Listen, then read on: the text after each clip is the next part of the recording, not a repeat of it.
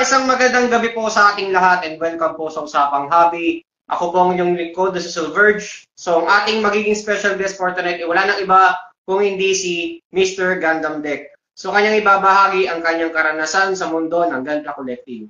So, before we start, huwag kalimutan na mag-subscribe or mag-follow sa aking TikTok, YouTube, Facebook, and Instagram na Silverge Toys and Gundam Family para maging updated kayo sa aking mga toys, Gundam reviews, and Usapang Hobby episodes. So, before we start, sir, sino po ba yung mga gusto yung i-shoutouts or batiin on this podcast? So, take it away.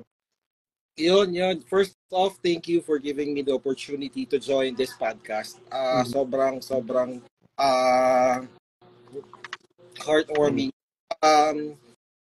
Just want to say to the DV troops, of course, DV Boy, JP Pro Studio, kay Madam, tsaka kay Dito JP, Team Gandang Mustahan, Team Kabuo, Team Domaki, kay Prince, kay Sensei Jake De La Paz, kay Master, Hobby Ali, of course, isang pamilya yan sila, Team Amuramoto, of course, maraming salamat sa inyo. Shout out everybody.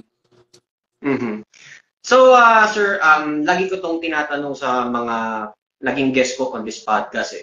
So, before po ba naging Gundam Deck si Deck? Paano ba nagsimula yung pag-collecta nyo sa hobby? Oh, I see. Yes. Circa talaga yun. Kasi matagal na. It started 1995. High school days. High school ba? Oh yes, high school. Grade 6 to first year high school. Epion. I started with Epion, HG. And hindi ko pa alam na Gundam yun. Mahilig lang kasi ako sa mga binubuo. Yung mga makuting-ting akong tao. So, sabi ko, parang model kit, mabubuo siya. So, parang yun. Epion, tapos Mercurius. Same year. Tapos, parang parang medyo nahuhook na ako dito. Pero hindi kaya ng budget ko kasi first year high school eh. Tapos sabi ko, pero okay na yun, stop muna ako. Tapos, pero sabi ko, wait ka lang, babalikan kita. Ngayon, magka-budget ako and such. Kasi parents ko, ganun din naman. Parang pinalaki nila ako na parang kung anong meron ka, doon ka lang muna. Pero it doesn't mean na you have to stop na hindi kunin mo yung bagay na gusto mo. So, nung nag-start ako mag-work, eventually, paunti-unti, bumabalik ako. Pero 1995 ako sa Gundam Wing na, yun nga, si Epion tsaka Mercurius. Pero other than Gunpla, sir, meron ka ba mga naging other collectibles on that time nung nagsimula ka? May mga other interest ka ba or naging libangan besides Gunpla? Gunpla yung nagbukas ng mundo ko sa model kit. However, kung nagkaroon ako ng work, nag-work kasi ako noon sa Video City, yun yung unang-una kong work. So, under yun ng Viva. Tapos, nung nilaunch nila yung Star Wars, parang maraming pumupunta sa store namin ng mga collectors nang hihingi ng theatrical poster. Sabi ko, ano kayo meron to? Tapos nung nakita ko yung shop nila, nakita ko yung mga laruan. So, doon, nahook ako sa action figures. Pero, ang difference is, nagko-collect ako, pero more on the villain side. Pero nung mga bida, bida, tsaka parang naamo ng mukha. Pero pag yung villain kasi parang, yun yung mga medyo ang angst talaga ng mukha nila and such. So, yun, doon ako nagko-collect. Tapos yun. So, sir, di ba, natanong ko na rin sa mga previous guests ko eh. So, nung time ba na kabataan mo, syempre, iba-iba kasi ang status natin sa buhay, di ba? Merong may kaya, merong sadyang hindi, kumbaga yung status is hindi ganun kaganda. So, ano po ba yung lifestyle nyo at that time? Isa ka rin ba sa mga deprived na child or mga bata ng mga panahon nun? Kasi, yung iba, di ba, is yun yung nagiging part of the reason bakit nagko-collecta sila dahil hindi nila makuha yung gusto nila. Yun yung laging statement, di ba? So, ano naman yung sa'yo? Isa ka ba sa mga ganun tao? Feeling ko, I can say na medyo blessed. Kasi yung parents ko, medyo blessed na hindi. Kasi yung parents ko, sila bumibili ng laruan para sa akin. And kahit mahal, binibili nila. However, Mhm. na-realize nga ng dad ko lately lang, bumibili sila ng laruan na gusto nila para sa akin. Without Mhm. asking, gusto ko ba yung binibili nila? So, parang gano'n. So, G.I. Joe, ang dami kong G.I. Joe. Yes, may mga kotse pa ako ng G.I. Joe. Mhm. Ghostbusters, Ecto 1, yung mga gano'n. Mhm. Na-enjoy ko. Voltron, yun. Nagkaroon ako ng Voltron. So, ko medyo blessed naman ako doon. Pero, doon kasi ako sa side ng artistic na yung makutingting. Mas nag-enjoy ako pag nakalikot, nagbi-build and such. Tapos, eventually, nung nakita ng dad ko na parang lately lang, siguro mga 2 years ago or last year, sabi niya na, diyan ka pala may gusto. Parang I've been picking up the best toys for you without asking you kung ano mang gusto mo. So, sabi ko, o nga eh. Pero okay lang din. Kasi enjoy ko rin naman, Mhm. syempre. Yun lang yung mga gusto ko talagang laruan, hindi ko nakuha noon. Pero sir, di ba matanong ko na rin sir, di ba, na iba kasi ang henerasyon ngayon sa henerasyon dati. Kasi kung titignan natin ngayon ang laruan ngayon, kasi yung masasabi natin na ang mga magulang, ang mga nakatatanda, malaking respeto nila sa toys eh. Because na-expose yung halaga ng pagbili ng isang collectible eh. So, para ma-share mo since ikaw ay Gen Z, kasi Gen Z rin ako eh, Gen Z ka eh, 90s tayo eh. So, anong pinagkaiba nung yung mismong respeto, yung paggalang ng mga hindi nakakaintindi ng mga iba sa larangan ng pagkukolekta? Do you think malaking difference in terms of respect? Hindi na ako lalayo, no? Kasi yung mga kids ko ngayon, pag Mm. binibilang ko yung laruan na gusto nila, man, after 2 days, wala na, nakakalat na siya. Tapos, Mm. kung saan na nakalagay, yung ibang mga Barbies nila, wala nang buhok, and such. Noon kasi, noon panahon ko, nung panahon, I can't really speak, I'm just speaking on my behalf. Nung panahon ko, nung nagkaroon ako ng WWE ng mga laruan doon, Mm. sabi ko matulog yun. Mm. Tapos sa box ng ng karton, lalagyan ko sila ng higaan, tapos may tela pa ako na kumot nila. Tapos kinabukasan magugulpihan sila. Tapos kapag gabi, tabi-tabi sila matulog. Ganun ako noon. Pero syempre, pag may bagong laruan, pwera na yun. Di ba na yun nilalaro ko na noon. Pero yung respeto Mm. namin, yung respeto sa laruan na nakita kong ginawa ko noon, sobra. We cherished it eh. Kasi noon, if pupunta pa yung magulang mo sa mall, bibili ng laruan. Ngayon, easily available. Click-click lang ng cellphone. After ilang days, may magkakatok na, andun na yung laruan. So, siguro Mm. yung mga kids ngayon, hindi nila nakikita pa yung yung importansya nung kailangan inaalagaan talaga siya, no? Although kids Paano would naman yung sir? It's, hindi naman sa interfere ko So, paano naman sir yung mga, nung panahon dati tsaka ngayon? Di ba dati, di ba, pagka nakakita tayo ng laruan, sasabihin, sayang lang yung pera natin dyan. Wag mong bilhin yan, sayang yan. So, ngayon kasi, do you think yung iba, nabawasan yung salitang, wag tayo bumili yan dahil sayang ang pera. Kumpara ngayong generation.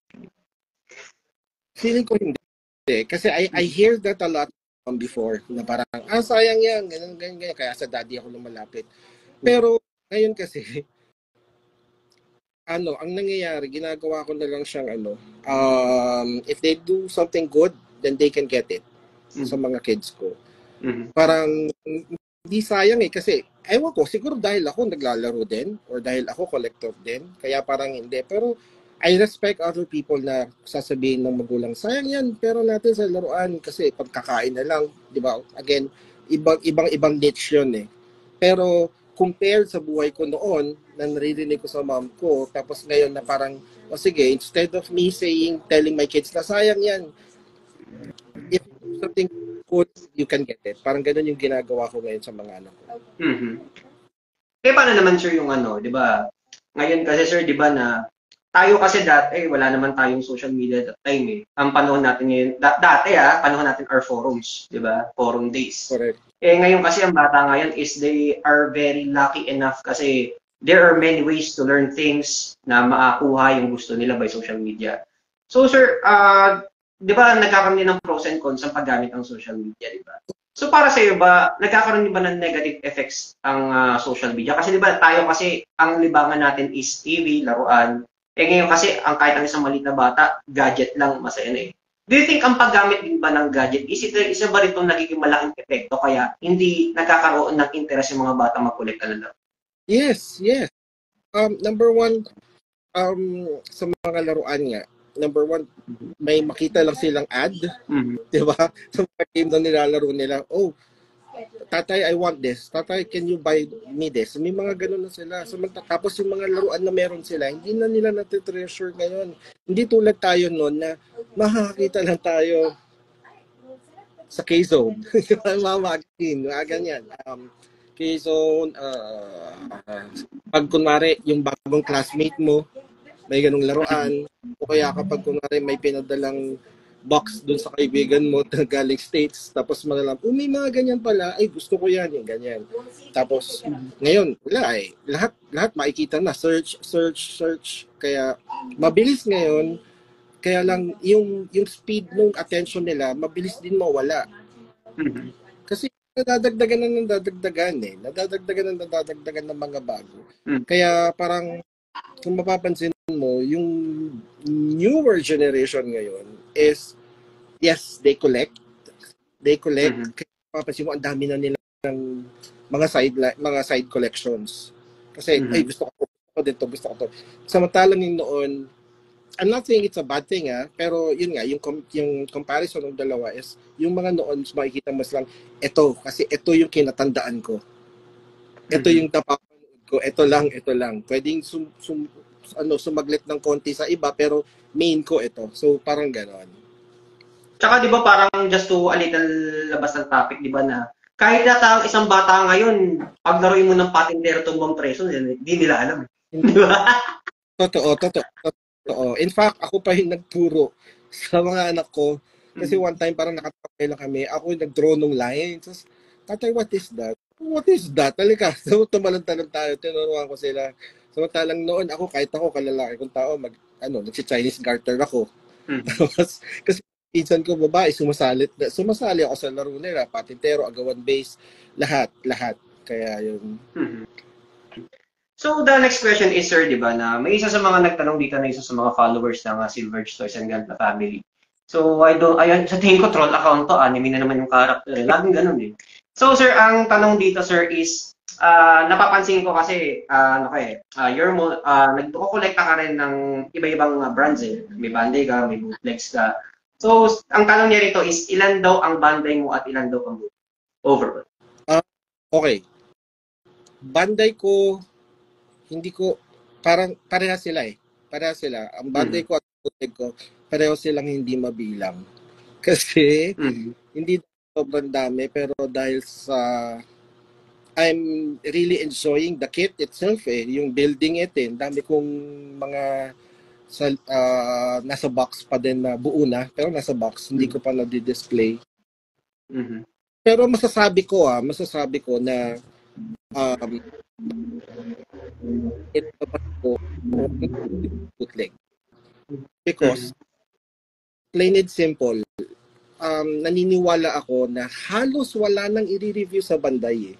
It's almost perfect. Doon ako sa parang ito kasi may issue to, kaya kailangan makita nyo to kung gusto nyo to. Kaya gano'n. Kaya more on nagbo-bootleg ako. However, katulad din sabi ko before na Bandai will always be Bandai.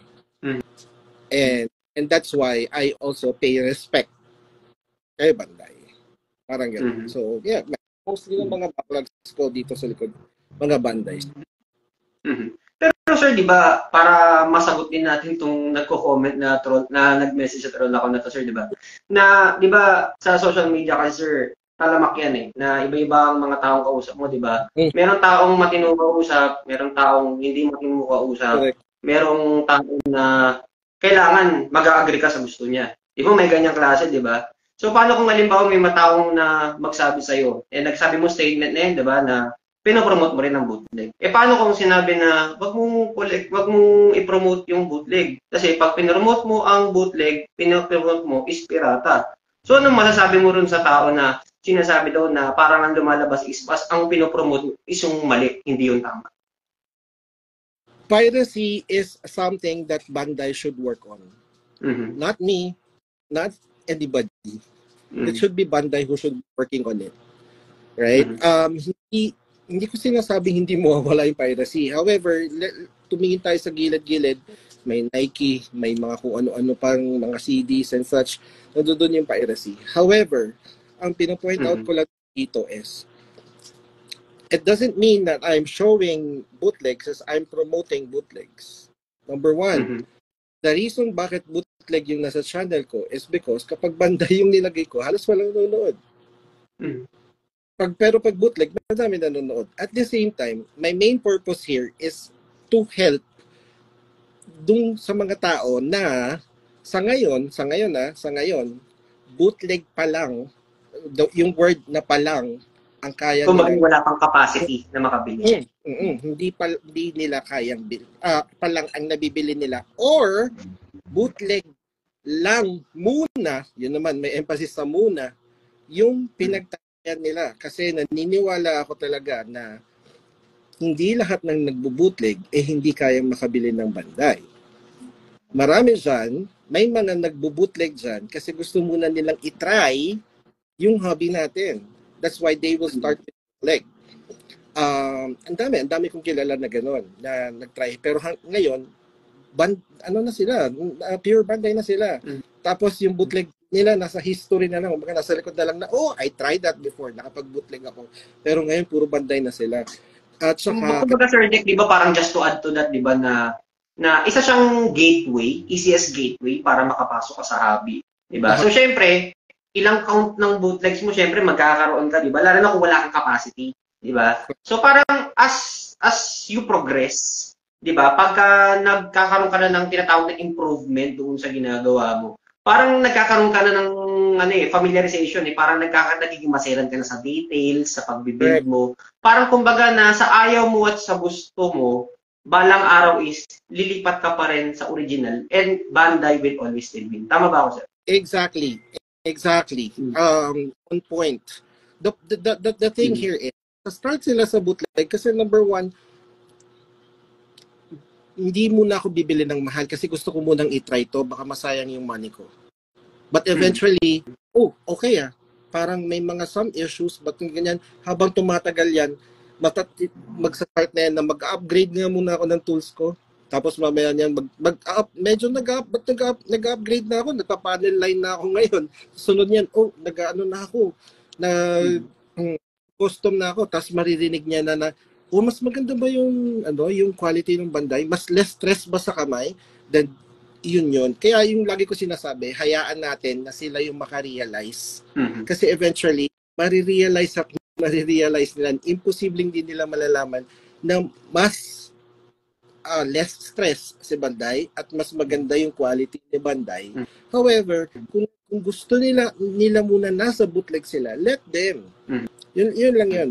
Let them. Let's educate them kung ano yung mga questions nila. Huwag natin silang tatarayan kasi eventually sila yung magiging next generation na nakaapak na sa Bandai level. Eventually. Kasi kapag parang kung ngayon pa lang, for example ako, bootlegger, tapos biglang may magsasabi sa akin, bootleg yan, pangit yan, ganyan. Siyempre, alam mo yun, parang the time, do you still remember the time na gumawa ka ng kit? Na, man, yung first kit mo, tuwang-tuwa ka na nabuo mo siya, di ba? Parang nasa heaven ka, tapos biglang may magsasabi, bootleg.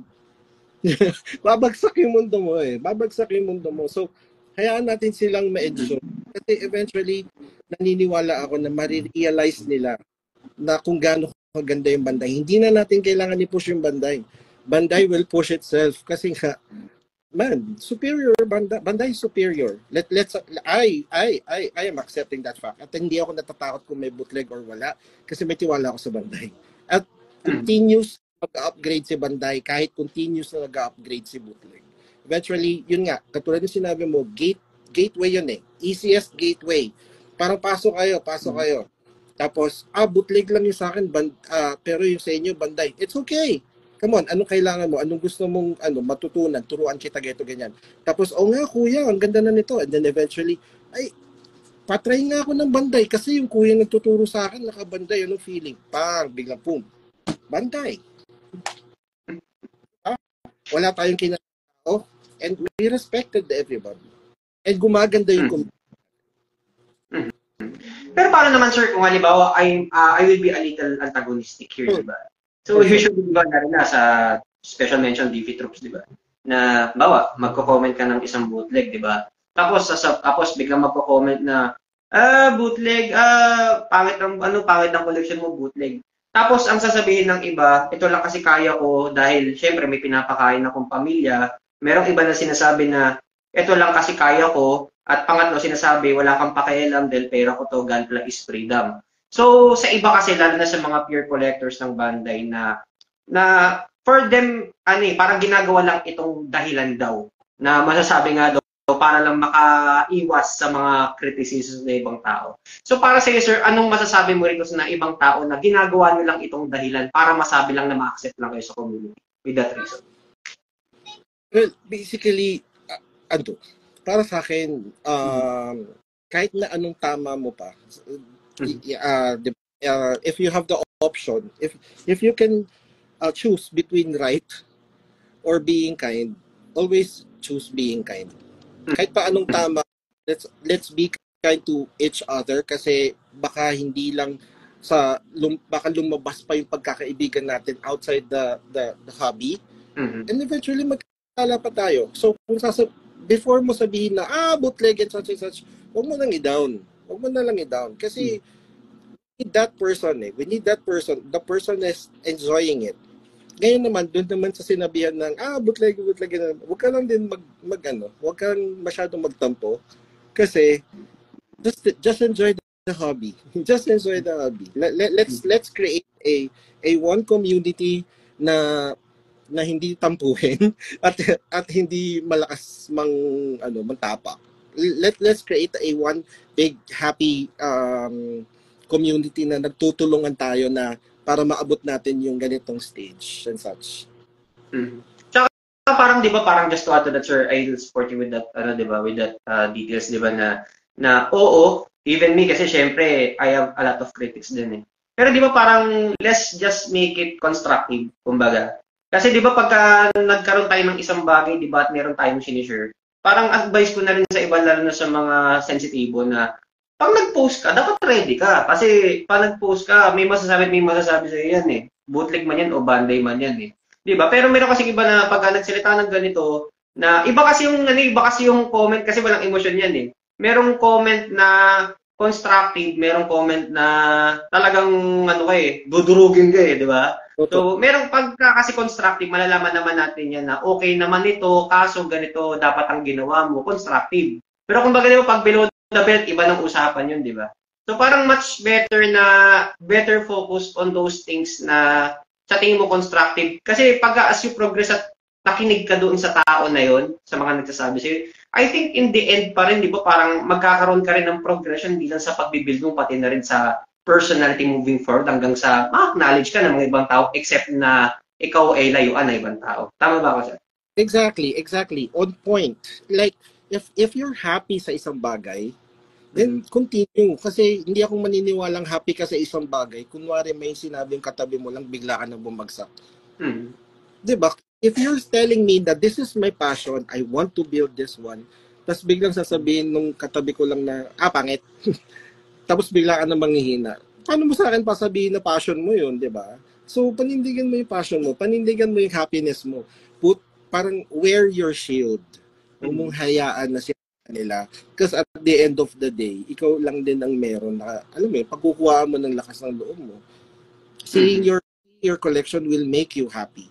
Now, if seeing their comments will not make you happy, then look at your collections ulit. Ganun lang yun. Kasi hindi mo mawala yan. Man, I'm receiving a lot of mga hate comments sa YouTube and such. Before, nung nagsisimula ako, sabi nila na, that's a piece of trash and such and such and such. Yung parang, nung binasa ko siya, parang, titira ako dito Parang gustong-gusto kong gumanti ng salita. Kaya lang na-realize ko, teka lang, pinasok ko tong YouTube eh. Katulad ng sinabi mo kanina, talaga makakatanggap ako ng ganito. So, parang, sige, I will handle it in a nice way. Sabi ko na lang, correct, thanks for watching. Tapos, at least na-realize niya, teka lang, nagkumita pa to sa akin or nanood pa ako ng video nito. So, at the end, ako pa din yung naging Tapos, simula nun, eventually, yun na. Nabawasan na niya. Until wala nang nagaganon. Kasi nga, parang we're promoting a healthy community of not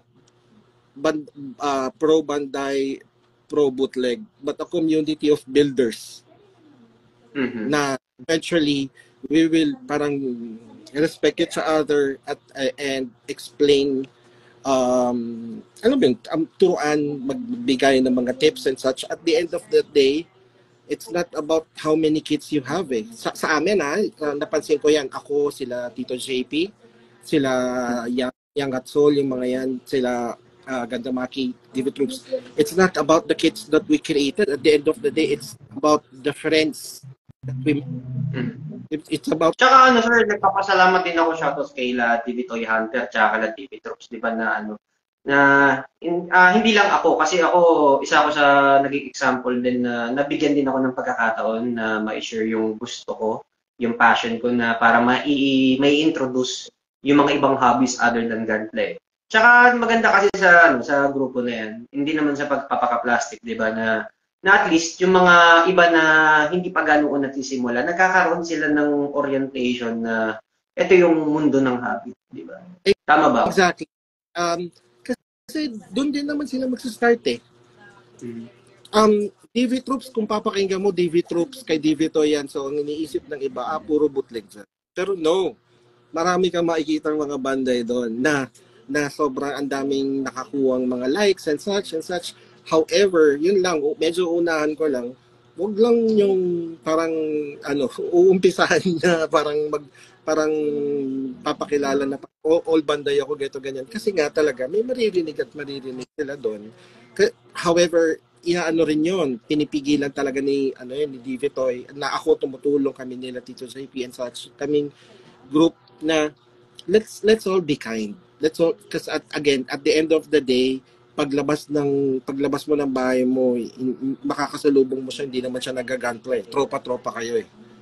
So, let's all respect each other. Yun lang yung lagi na. Pero sir, di ba sa next question ko na rin, sir, di ba na, syempre, bilang Gundam Deck, di ba, na naitatayo mo yung reputasyon mo, di ba, hanggang sa nakikilala ka na especially sa DV Troops. Di ba, as I've said, talking about criticisms, hindi may iwasan, lalo na kapag gusto mag-share ng isang mga information, hindi may iwasan minsan na, lalo na kapag nakita na parang, uy, ba't sinabi niya to? Tapos may kita na napag-uusapan ka, na parang nasabi na mali na yung mga information na binibigay mo, yung parang nakikriticize ka. So sa mga ganung bagay, or sa mga different scenarios na nangyari sa buhay mo sa hobbies, dumating na ba sa point na you almost quit or gusto mo nang tumigil sa pagkokolekta dahil sa mga scenarios? No. Yun yung yung parang in connection do sa sinabi ko kanina. Kung magpapa-apekto ako doon, then hindi ito yung passion ko. Kung magpapa-apekto ako doon, then hindi ako totoong masaya sa ginagawa ko. The thing is, ito masasabi ko sa ngayon, passion ko to, and I'm so happy with what I'm doing. So, Keber, kung medyo may negative sa gilid ko, at the end of the day, mas marami ako nababasang maayos na comment. So, I can't really please everybody. And, yeah, sa akin, kahit na punuin ng negative comment yung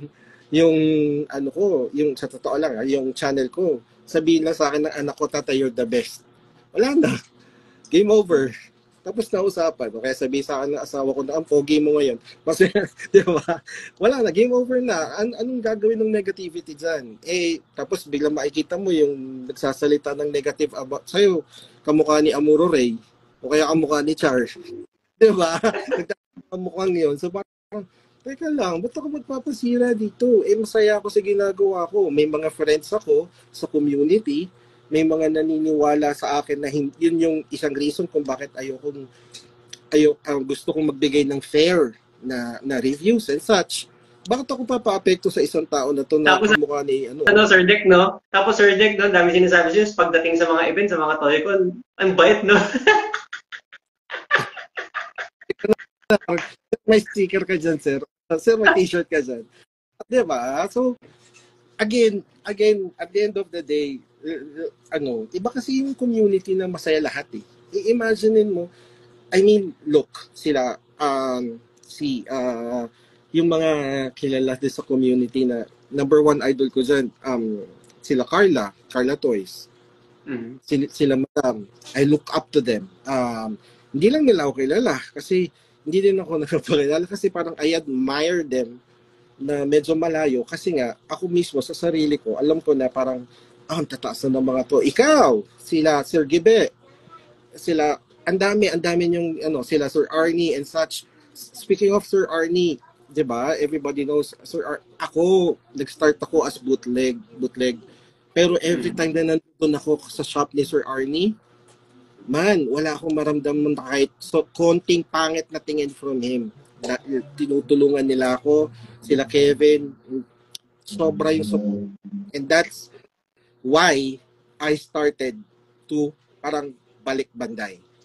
That's why I started na, teka lang, parang okay na to, tinitingnan ko. Tapos biglang doon ko na-realize ulit na, uy, less stress ang bilis mabuo ang daling pwedeng gawin. Alam mo yun, parang gano'n, tapos bilang, boom. Kaya lang, kasi mga kapatid pa rin tayo na nasa bootleg na status, that's why nag-review pa din ako. And again, building is my passion, not collecting brands. So, yun. But, sir, di ba, sa next question ko na rin, sir, di ba, sabi mo nga, walang problema sa brands eh. So, sir, natanong ko na rin ito dati sa mga previous guests ko. And I think there is a part na magkakaroon ng different opinions about this. So, sir, di ba, madalas na nakikita natin sa social media yung salitang gunplay is freedom. So, sir, di ba, pag merong iba kasi na social media, ang nagiging reason out nila sa pagbubuo ng kits nila, negative man or positive, is gunpla is freedom. Merong iba sabihin, wala akong pakialam sa ginagawa ko, gunpla is freedom. So para sa iyo, sir, bilang isang gandang deck, paano ang tamang paggamit ng salitang gunpla is freedom? Para sa akin, sorry na, pero I'll just speak from my heart. Gunpla is freedom. Nakatali yan kay Banday. I'm sorry, that's the real thing. Sinabi yan kay Banday mismo sa isang di ba sa isang series, gunpla is freedom. Yes, however, they're not really talking about buy bootleg. Hindi naman nila sinasabi yun. Ang sinabi nila doon, gunpla is freedom. It's about you doing anything you like to your Banday kit. To your gunpla.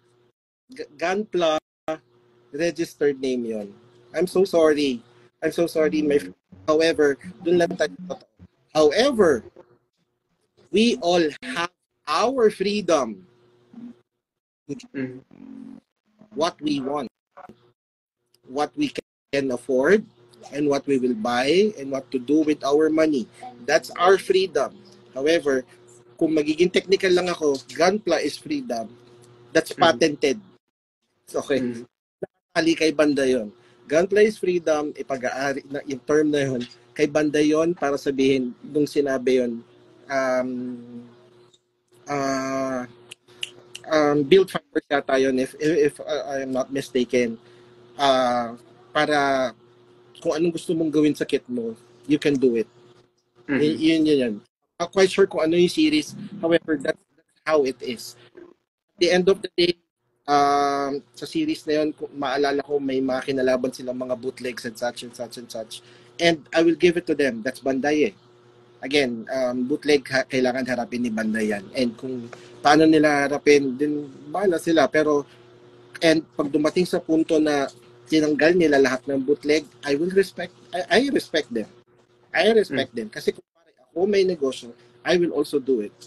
Kaya lang hindi kasi ako taga-Banday. So, I'm okay with it. And mas respetuhin ko yung mga kapwa ko na bootleg lang yung kaya nila. Parang gano'n. Okay. So sir, this is my bonus question for you sir, di ba? Siyempre, as a collector. For example sir, nandito ka sa isang toy store. Sa isang toy store sir, di ba? Nakakita ka, for example, sabihin na natin na advance na natin, lumabas yung Destroy Gundam na HG. Afford mo siya, Destroy Gundam na HG. Kaya lang, sa ngayon, hindi mo siya ma-afford dahil wala ka pang sahod. Wala ka pang sahod, ha? Wala ka pang sahod. Ngayon, sir, last piece na siya. Last piece. So, tayo kasi mga collector, di ba, may mga instinct tayo na ganyan, di ba?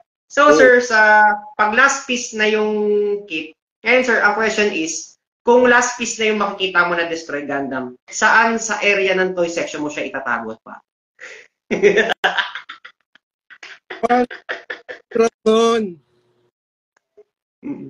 Tapos bukas, makikita mo ako sa toy store, nasa ibang lugar na ako naghahakot na dahil sa question na yan. Oo nga, no? Oo nga, no?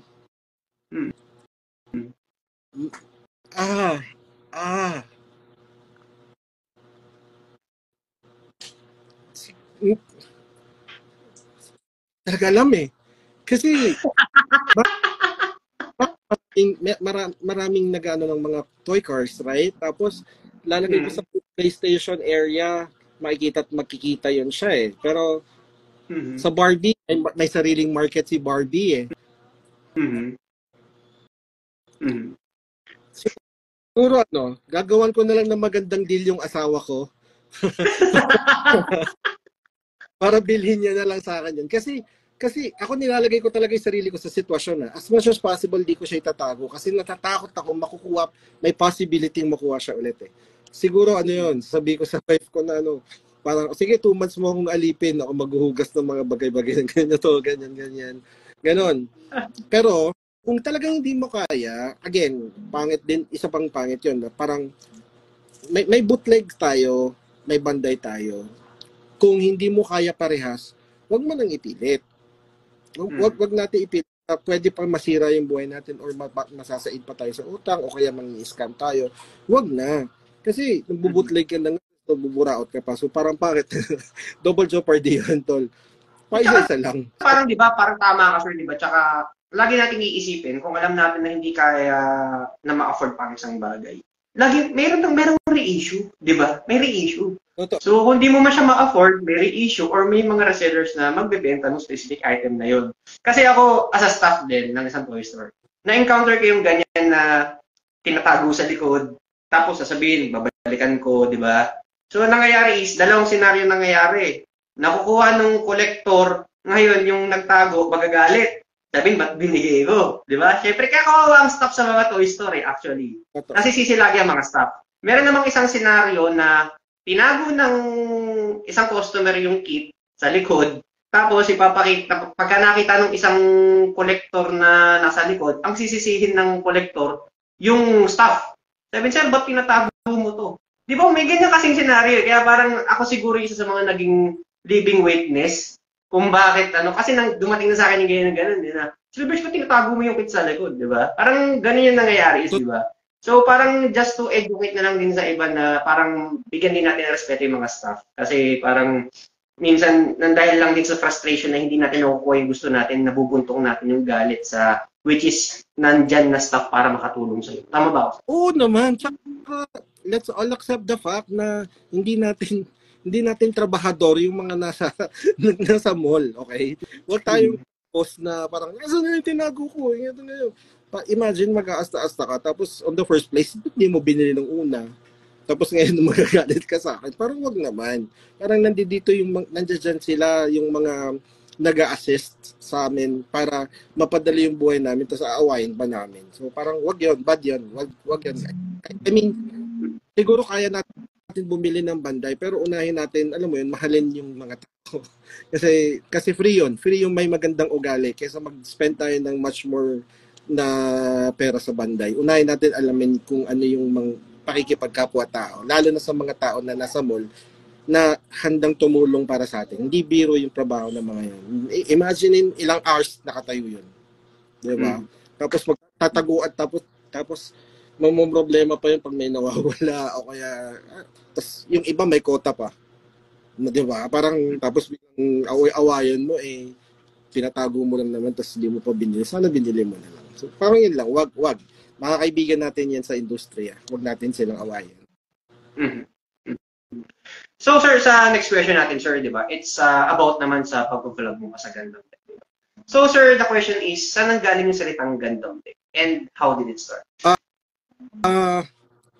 It started nung pandemic time.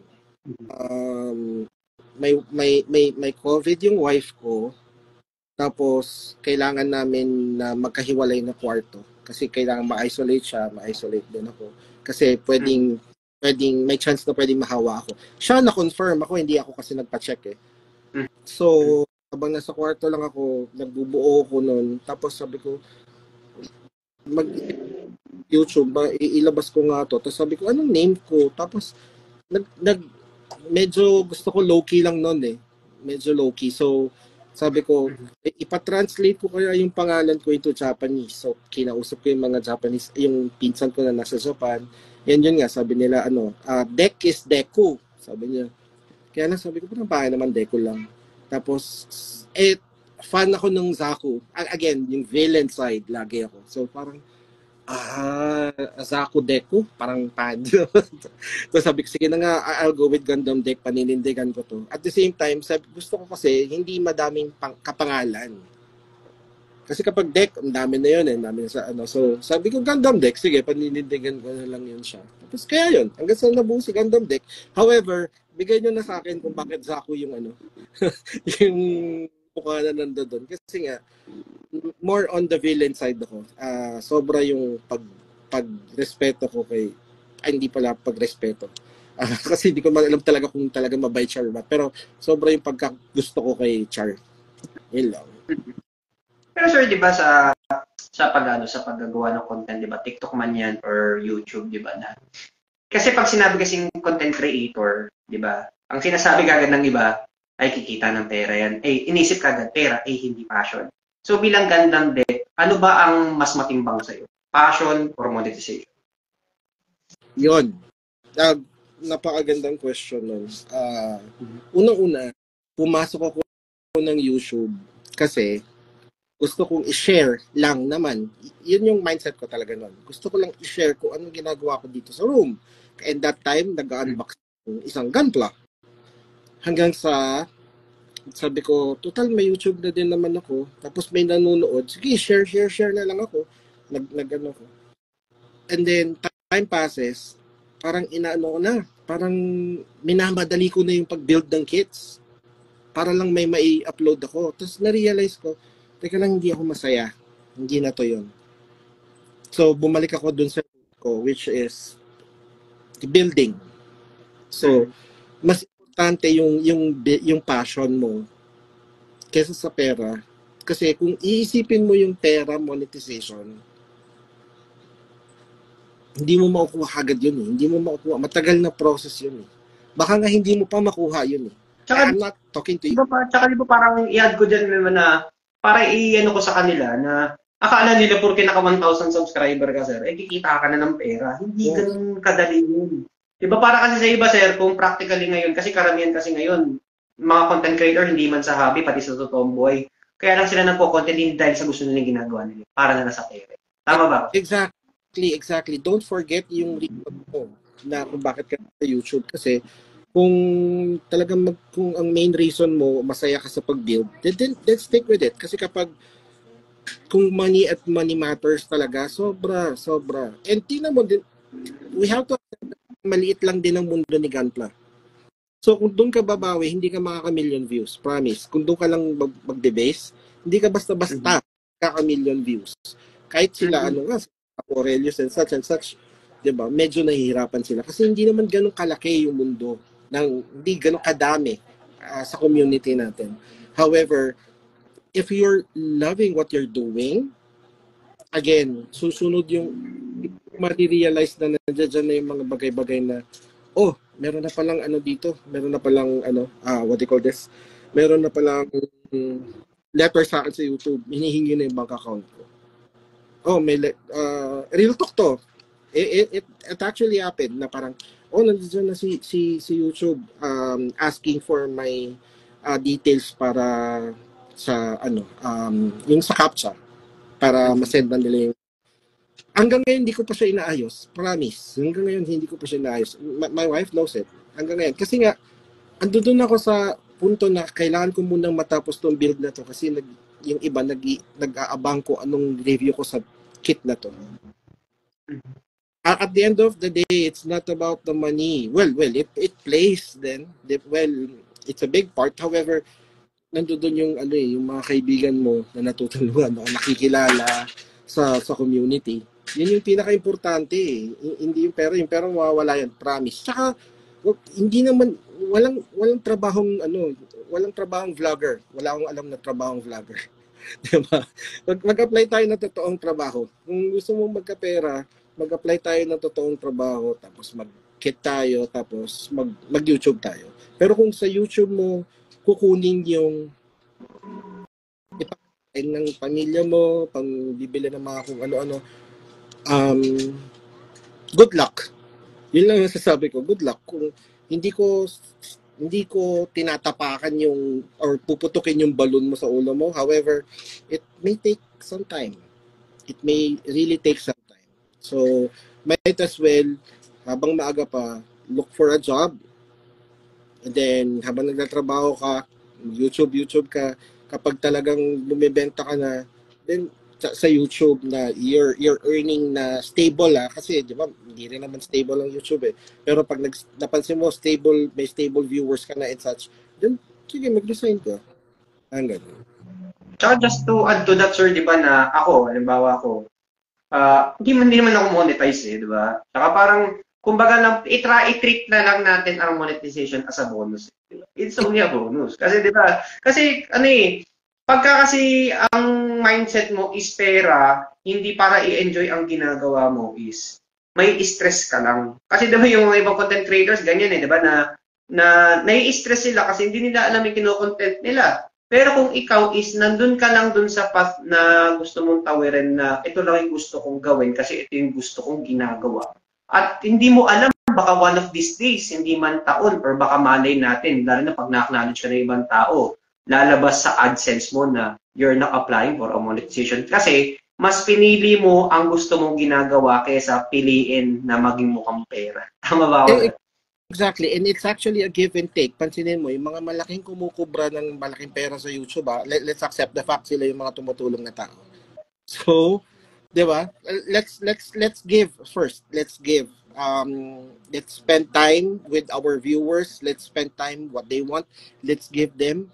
And then enjoy it. If you really enjoy it, then sooner or later, may sobre ka na saying na you will be monetized na. And pag na-monetize ka na, huwag mo rin kakalimutan yung mga viewers mo na alam mo yun, laging nandiyan para sa'yo.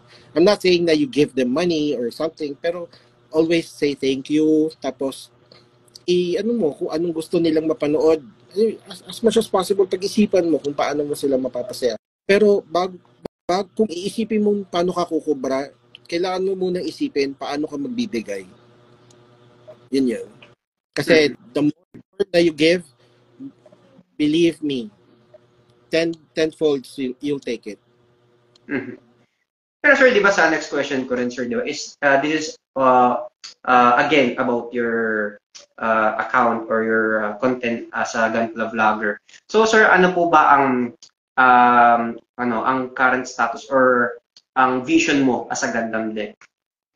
Ginagawa mo ba ang content for bragging rights,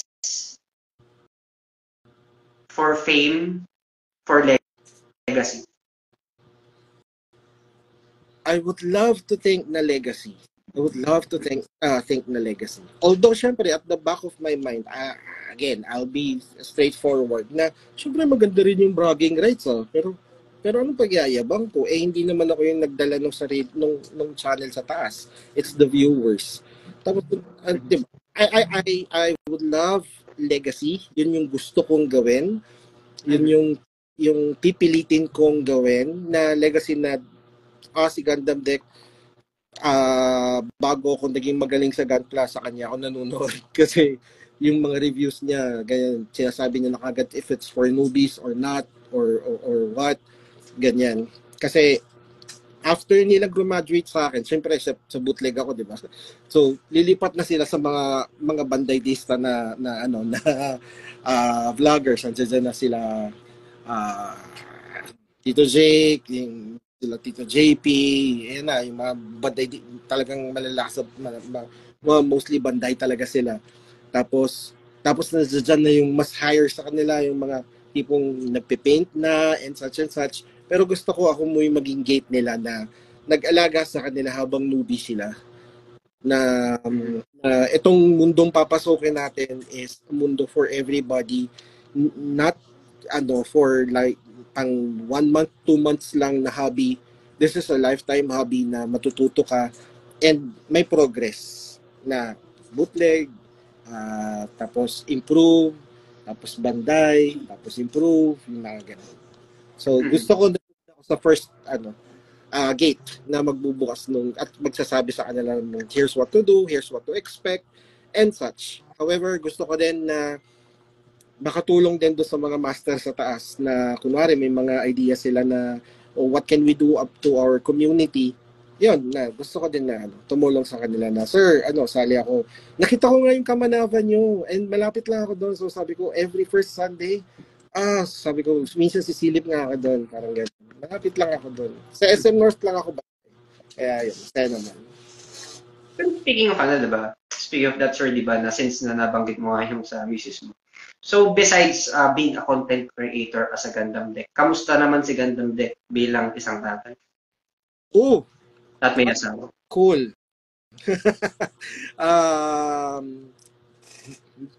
Ngayon ko lang na-realize, di ko alam kung cool nga ako matatawag na tatay kasi makikita ng mga anak ko na may laruan. However, hindi ko naman sa kanila pinapalaro.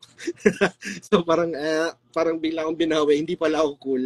So, pero masasabi ko naman na they understand kung paano ko i-handle ang something, yung mga collectibles and such. Nakakapakita ko sa kanila na I'm here always every time that they need me. To teach them makipagkapwa-tao, to teach them how to be kind. Sa wife ko naman, yun, lagi din ako nandun sa likod niya. Anytime kailangan niya ako. Ang bilis lahat ba ng rason sa backlogs natin, nagamit mo na? Ang maganda, sa totoo lang, dati, nung nagsisimula ako, alam na, nagamit ko na halos lahat ng rason. Ngayon, blessed lang ako kasi hindi ko na kailangan magrason. Kasi parang babalik, parang alam mo yun, cycle na lang siya babalik at babalik na lang Kaya lang, always honor your partner. Pag sinabi nilang hindi kaya, wag natin ipilit kasi sila yung katuwang mo sa pag-budget and such.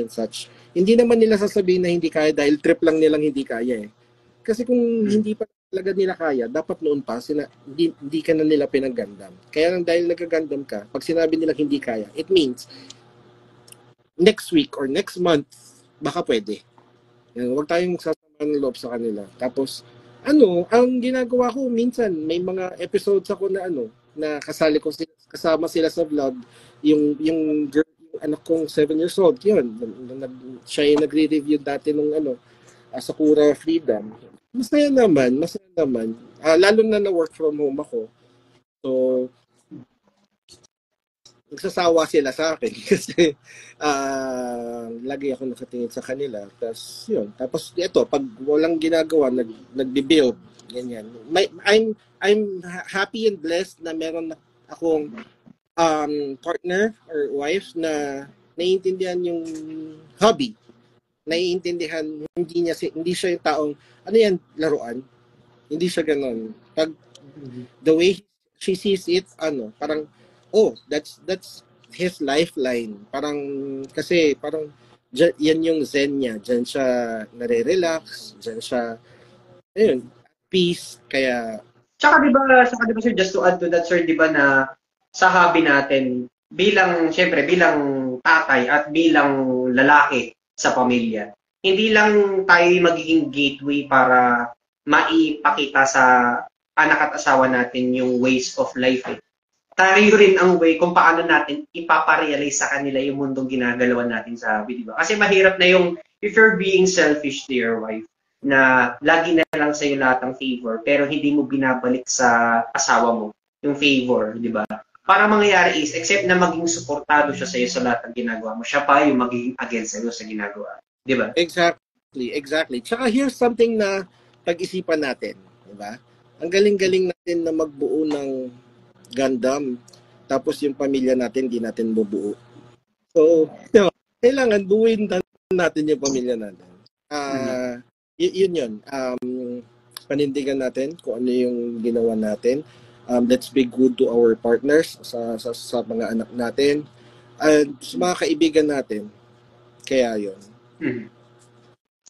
So sir, since nabanggit natin siyempre yung mga anak mo rin, so ito rin yung natanong ko rin sa nakaraan na naging guest ko sa Silver Destroyers and Gunpla Family Usapang Happy. I think napanood mo na to sa previous episode ko, na ang sabi rito is, di ba, na pagka may nakikita tayong post na may mga bata sa social media, lalo na sa mga videos or pictures, ang isipin kagad ng mga collectors na, ay, sira yung laruan mo, ay, sira yan mamaya. So para sa'yo, sir, bilang isang vlogger and a collector, naniniwala ka ba sa kasabihan na nagsisimula ang pag-educate ng mga bata sa pag-handle ng mga toys, gunpla, or yung mga collectibles ay sa ating mga nakatatanda? Exactly. Kasi ako mismo yung mga daughters, kasi silipin, nakatingin lang sila sa ano ko, sa collection ko. Tapos sabihin ko, whose toys are those? Tatay. Ganun. Tapos, are you allowed to touch it? No. At the age of 3, alam na nila yon.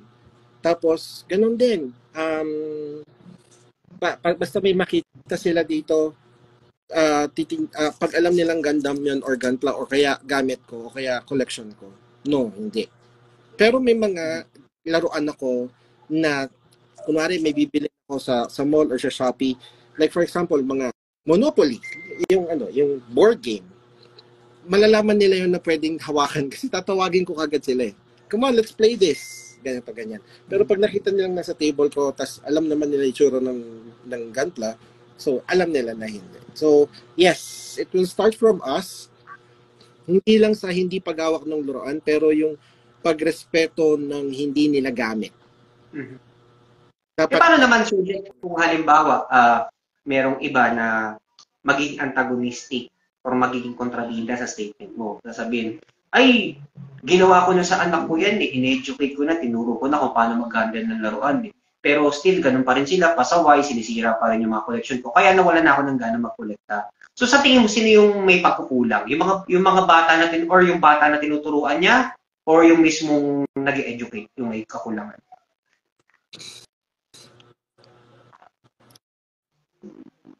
I would love to say na sige, even the fact na in-educate mo sila, na tinuruan mo sila, pero ba't ka sumurrender? Huwag ka susurrender, di ba? Huwag ka susurrender. It's a continuous learning. Di ba? Hindi naman natin pwedeng sabihin na nung Monday kasi sinabihan ko naman siyang wag laruin yung laruan ko eh. Nung Friday, hinawakan niya. Ayoko na. Di ba? Parang it's a continuous learning hanggang sa maintindihan nila. Ngayon, syempre, hindi pare-parehas yung mga bata. Tayo mga magulang, tayo yung mag-a-adjust na doon. Diba? Pero nandun na yung kahit pa paano malulungkot tayo, lalo na pag nakita natin nasa floor na. Diba? Wag tayo magpaka-plastic na hindi tayo maapektuhan. Talagang tatamaan tayo doon kasi nga, makikita mo na lang yung binild mo.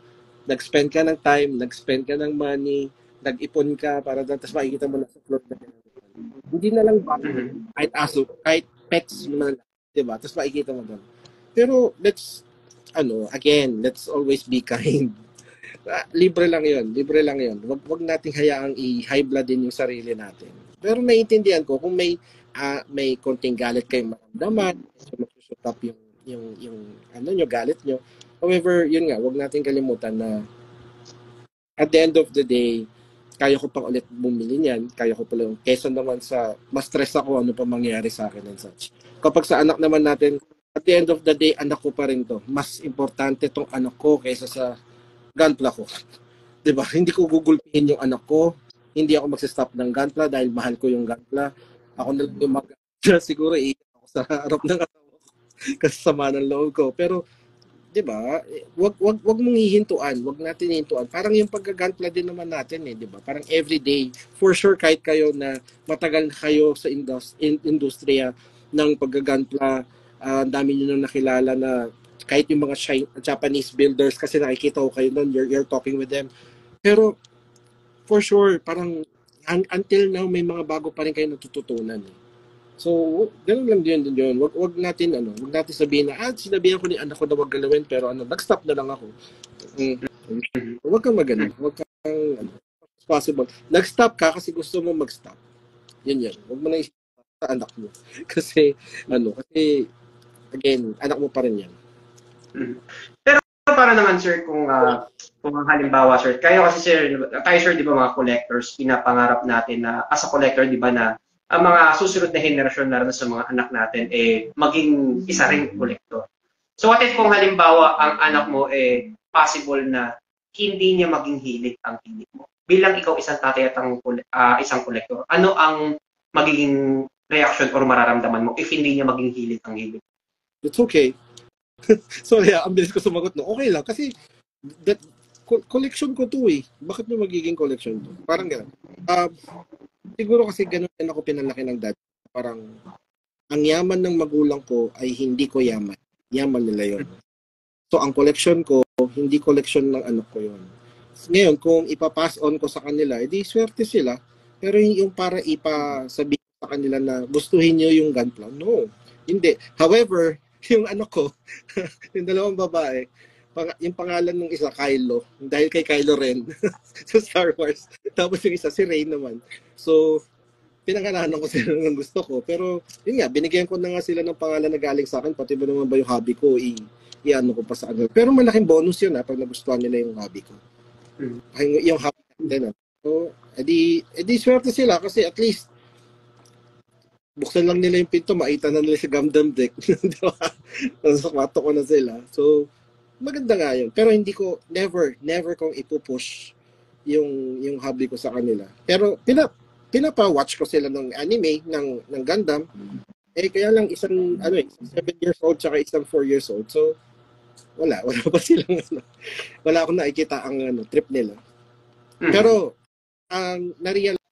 pero ang magandang nakita ko sa kanila is the way how they handle. Kasi pag pinahawak ko sa kanila yung gunpla ko, kukunin nila, hahawakan nila. Pero natuwa ako kung paano nila hawakan. The way kung paano ako maghawak, paano tayo maghawak collectors ng mobile suit. Nakita ko sa kanila. So parang, na-touch naman ako na at least di kayo mahirapan na hawak gunpla ko. Pero hindi nila hahawakan not unless pinahawak ko. Binigay ko sa kanila or inabot ko sa kanila. Parang gano'n. So, sir, straight question, sir. Bakit ka nagko-collect? Number 1, mahilig ako sa mabuting-ting. Ang dami kong pinagdaanan. Nag-Gundam ako, 1995. Nag-mini 4-wheel drive ako, Tamiya. Nag-airsoft ako, pero na-enjoy ko magbukas ng baril. Tapos, gunpla, ngayon, ganun pa rin. Mahilig ako sa mga makuting-ting. Lego, mahilig ako. Bakit gusto ko mag-collect?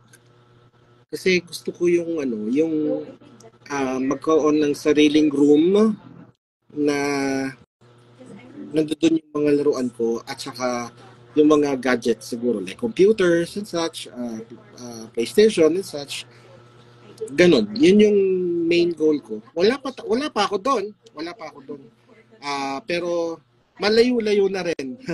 Malayo-layo na rin yung inabot ko. So, sooner or later, aabot din tayo dyan. Parang gano'n.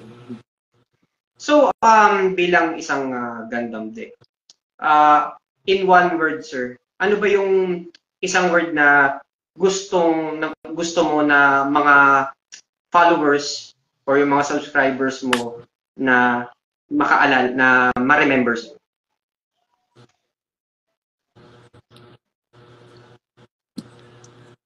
Kasi Worldly Divito yun eh. Siya lagi gumagamit. So, ang totoo, sa sarili ko din, dito sa bahay, laging yun din yung sinasabi ko. So, kung yung one word na yun, kind. Yun lang yun. Kung mapapansin mo, simula kanina pa, sir, ang lagi ko lang sinasabi, let's be kind with each other. Let's be kind with each other. Kasi, yun nga, inside our hobby, outside our hobby, yun yung kindness na it will make a better world. And the good thing about it, the good news about it, it's for free. Di ba? Hindi natin kailangan bilhin yun, hindi natin kailangan pag-aralan yun. Kailangan lang natin sa puso na let's be kind with each other. And then eventually dumadami na friends mo. Pag may magsasabi, paano naman sir kapag inuuto ka na, tapos kind ka pa din. May difference yung pagiging kind and uto-uto. So doon lang tayo mag-focus sa kind. Di ba? Huwag tayong maging uto-uto, maging kind lang tayo. Let's be kind with each other, with the people that we meet, with the people inside our hobby. Banday man siya, bootleg man siya, hindi man niya kayang magbuo ngayon, nakikinood lang, yun yung mga alagaan natin kasi sooner or later sila talaga yung susunod na uupo o alam mo yun, makakasalamuha na natin sa hobby na ito. And that's the legacy I want to leave to the people is yun nga, be kind with each other. So, sir, bilang isang Gundam deck, how do you see yourself 10 years from now? Oh, how do I see 10 years myself 10 years from now?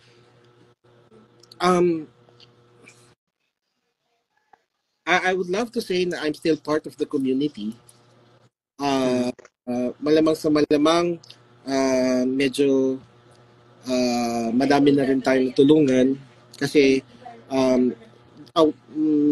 me and my wife, plan namin is hindi lang sa pag-create ng content na tulungan ng mga taong nag-gunpla, pero magkaroon din ng mga events na masalihan.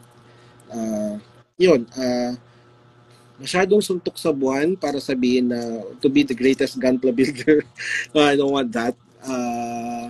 However, I would also like to get this opportunity para sabihan na rin kayo na sali tayo sa GMKC. Okay? Parating na yun siya. Ilang years akong urong-sulong sa GMKC. Pero ngayon sabi ko nga, hindi na ako atras. My main goal is to join, not to win. Para lang masabi na, may nakasali ako. Yun lang, masaya na ako doon. And to gain more friends. Yun, kasi eventually, if you have friends, wala kang po problema. They got your back. The way you have their back.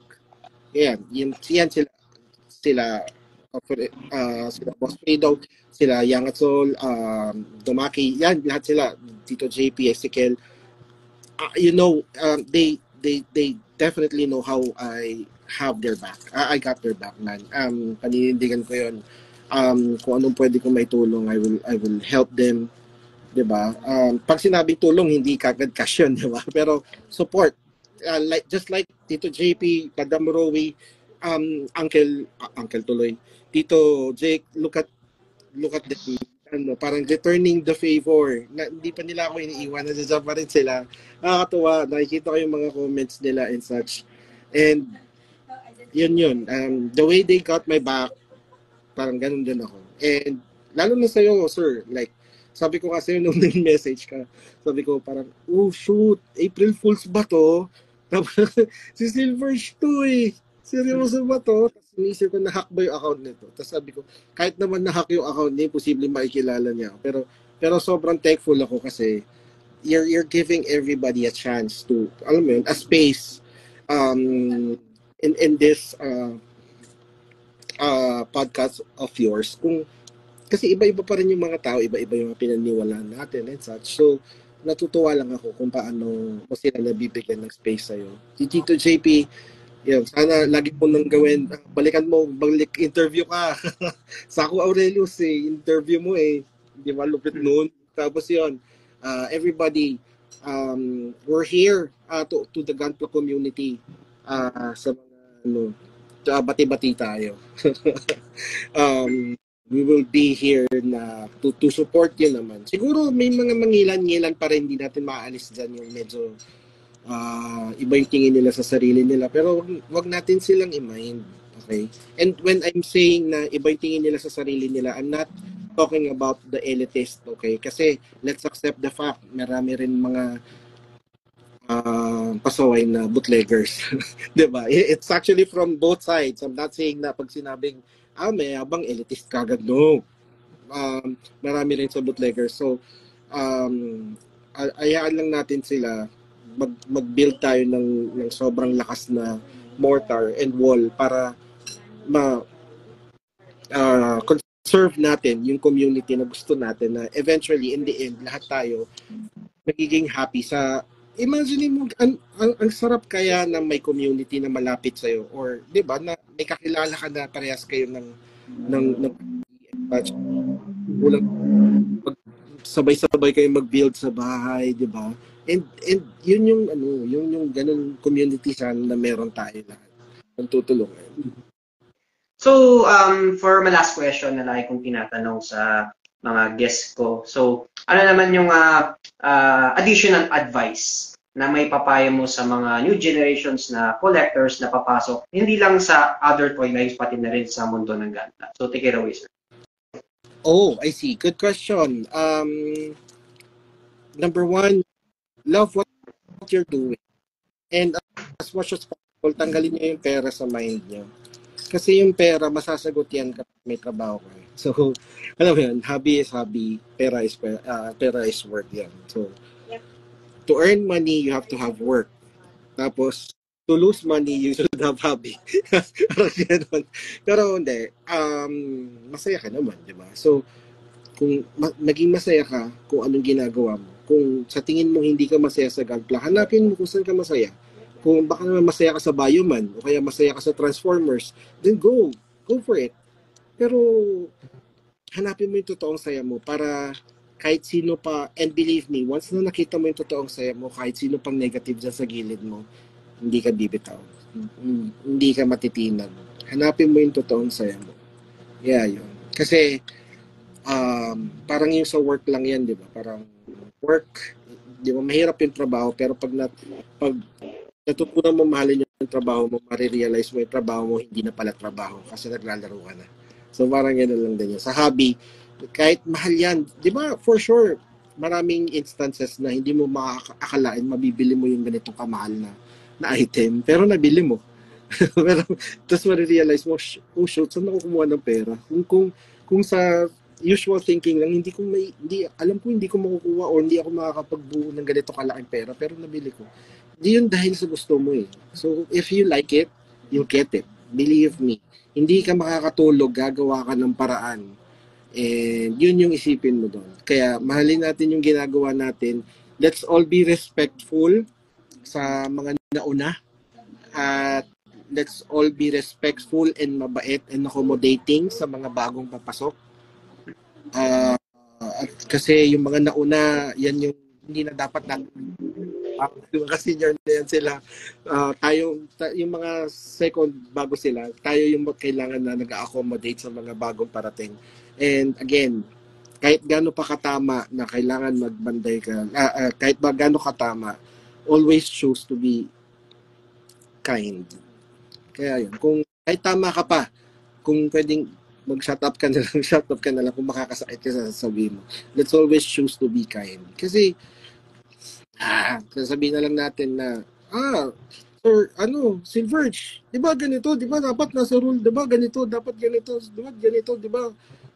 Di ba, ang dami movie noise out, tas at the end of the day, sir, sasali po ko, baka meron po kayong dyan. Parang, di ba, let's all be kind and be respectful, because at the end of the day, kailangan natin ng isa't isa, inside and outside the hobby.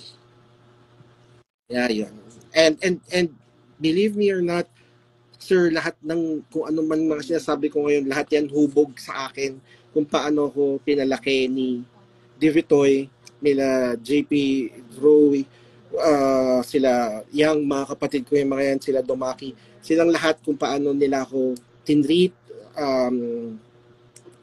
sila Fredo, sila Ezekiel, lahat yan sila, si Sir Jake, niloloko ko yan eh. Tawag ko sa kanya lolo eh. Kasi ang nag-inspire sa akin si David Troops. And so si David Troops, si David Toy yung tatay ko. Ang nag-inspire kay David Toy si Jake. So si Jake yung lolo ko. So yun, pero sensei ko yun. Nabigla nga ako kasi nung first time namin nag-usap ni Sir Jake na sabi ko, Sir, nagbo-bootleg po ako. Sabi niya, ano ko yun? Sabi niya, it's okay. Sabi niya, darating yung panahon, maniwala ka, magbabantay ka din. Alam mo yun? So parang hindi sila yung, wag bumili diyan kasi pangit yan, ito ganyan. Tapos kita mo ngayon, I mean, I walk the talk, man. Parang, here, di ba? Nasa likod ko, puro bantay. Di ba? And lahat ng yan, hindi pa masyado. Yung mga collection ko. Pero hindi ko pinagkakahiya na kinahihiya na nag-start ako sa bootleg. Kaya ako napunta sa Banday kasi may mga taong nag-akay sa akin na maayos. Pero paano kapag may mga tao na hindi nila maaabot? Paano kapag sa maling hobbyist sila? O hobbyist na kilala nila? Sayang. Baka sila siguro yung next world champion. Kaya lang dahil na-degrade sila ng isang hobbyist na kamukha ni Amuro Ray o kaya ni Char, 'di ba? Parang sayang. So let's don't be like that. Maging mapagmahal tayo sa lahat ng mga nasa hobby natin at nasa community natin. Mm-hmm.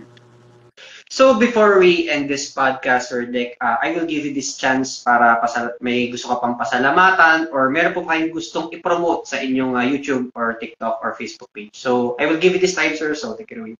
Yes, thank you so much. Sobrang maraming salamat, Sir Silverge. Hindi mo alam kung gaano ka taas yung name ko sa'yo. I swear. Being sa akin lang to, paninindigan ko to para sa akin. Ikaw kasi yung mukha ng Gunpla dito sa Pilipinas. Kasi tuwing may lalabas sa TV, ikaw yung nakikita ko.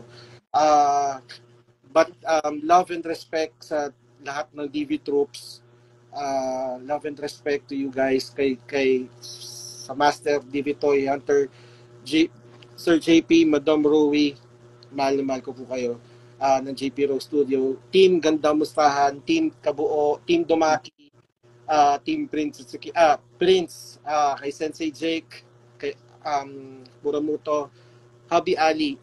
Yun, ulitin ko lang, nakakatuwa sa Hobby Ali. Nung pumunta ako, hindi ako nakaramdam ng kahit anong, alam mo yun, masyadong mababang tingin. In fact, Sir Arnie always help us. And maganda doon kapag may kailangan kayo, direct siya, meron na kayo matatanong, paints and such, tutulungan nila kayo lahat. They are family there. Parang hindi mo nga makikitang negosyo yun. It's like more on family. So mga mahal ko dyan sa Jake De La Paz, Master, Romel Cabasag, Onin, at sobrang dami pa. Iyak at Soul, sa mga hobbies, Gunpla community, and of course, last na, sa mga nagpapatatag sa akin, Team Abantao, Team Miranda, Team Gracia, Team Shena, Team Mascardo, sobra solid po. Thank you so much po. Mm-hmm. So, sir, marami akong natutunan dito sa podcast na to lalo na sa inyo na naibahagi nyo ng buong puso ang inyong opinion at ang inyong naging karanasan sa mundo ng hobby. And I hope, moving forward, pagkatapos ng podcast na to ay mas marami ka pang ma-inspire na or maudyukan na pumasok sa larangan ng hobby lalo na sa mundo ng Gunpla. So, sir, maraming salamat po sa inyo at magandang gabi. The pleasure is mine, sir. Maraming pong salamat. Yun lang. Thank you, sir. Salamat po. Thank you po.